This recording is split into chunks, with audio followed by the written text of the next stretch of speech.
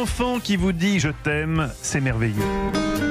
Mais un enfant avec lequel vous êtes confiné qui vous crie « je t'aime » 20 fois par jour juste pour tester vos limites, c'est ennuyeux. Contre cette conséquence collatérale du Covid-19 que constitue la présence permanente des enfants dans nos pattes, Eva Rock nous propose chaque jour une solution drastique mais diablement efficace, les placer dès leur plus jeune âge devant un écran. C'est abrutissant peut-être, mais au moins ça vous laisse un peu de temps pour télétravailler, n'est-ce pas Eva ? Oui, mais pas les plus petits, hein, pas les tout petits quand même. Et surtout pas Winnie l'ourson, on l'a entendu tout à l'heure. Et surtout pas Winnie l'ourson, de toute façon même Winnie l'ourson on oublie. Je vous propose de commencer avec un film d'animation pour les enfants à partir de 7 ans si j'en crois la signalétique de Netflix.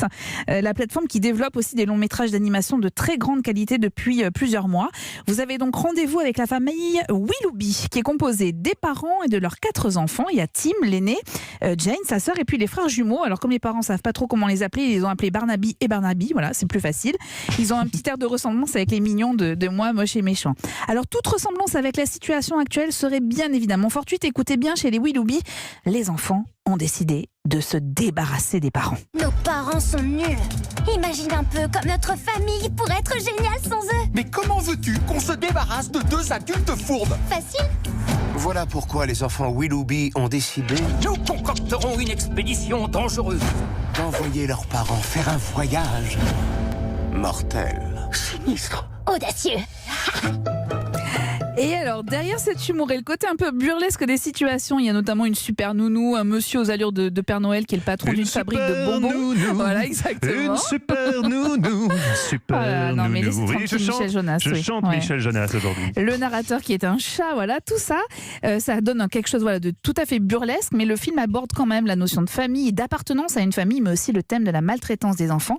Il n'y a pas d'émotion excessive pour autant, parce que le registre, c'est vraiment celui de la comédie. Le film est d'ailleurs adapté du roman de Lois Lowey et qui est intitulé, écoutez bien, Les Willoughby, abominablement écrit et ignominieusement illustré par l'auteur. Voilà. Sur la forme, le dessin est en 2D et en 3D avec des détails qui sont bluffants de réalisme. Je suis assez fan d'ailleurs de la qualité de l'animation de ce film. Alors je sais bien que je suis plus vraiment en âge de regarder des dessins animés, mais je me suis absolument régalée. La famille Willoughby, c'est sur Netflix. Vous connaissez Eva, mon côté un peu radin, Un peu radini, pingre, oui, on peut le dire. Un peu pingre, Ouais. on peut le dire. On m'appelle la pince du Léman. Vous avez bien un programme gratuit dans Bien votre sûr, besace. tous les jours. C'est sur France TV cette fois-ci et c'est un dessin animé qui est très malin, qui est baptisé Rocky Quaternaire. C'est le nom du personnage principal. Alors là, J'ai compris le jeu de mots. voilà, on est encore dans une famille, on est dans le quotidien d'une autre famille qui s'appelle les Tika. Il y a un papa, une maman, 2 enfants, une fille et un garçon. Et l'arrivée d'un autre petit garçon, donc Rocky, c'est un enfant Cro-Magnon, une sorte d'hibernatus. Il est resté congelé 35 000 ans avant d'être découvert et donc il a intégré cette famille et il va devoir apprendre à vivre au 21e siècle. Alors exemple avec la correspondante anglaise qui débarque et qui affirme apprendre le solfège. C'est quoi le solfège? C'est l'étude des notes de musique. Nous en mammouth les deux. La musique, ça s'étudie pas, ça se joue. Je vais te montrer, Maggie, comment on fait. Allez, tous avec moi. Alors la confrontation entre Rocky et le reste de la famille en fait est qu'un prétexte pour aborder notamment la notion de différence, un thème envisagé toujours avec humour.